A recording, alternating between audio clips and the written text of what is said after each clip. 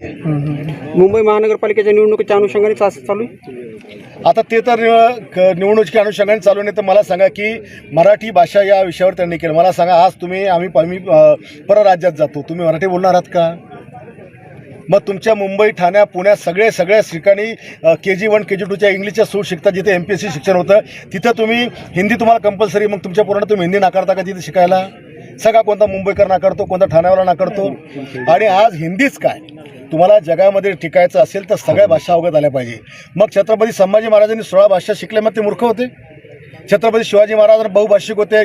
ताराराणी, येसूबाई, जिजाऊ मासाहेब या सगळ्यांनी अनेक भाषा शिकल्या हिंदी भाषासह. मग ते लोक काय मूर्ख होते का? आणि त्याच्यामुळे या विषयावर वाद करून मतांचं गणित राजकारण करणं हे चुकीचं आहे. मी तर डायरेक्ट बोललो, अनेक ठिकाणी बोललो की जर पाकिस्तानचा आतंकवाद रोखायचा असेल तर उर्दू पण आपल्याला अवगत असली पाहिजे. त्याच्याशिवाय पाकिस्तानच्या आतंकवादी मनसुबे आपण पण उधळू शकत नाही.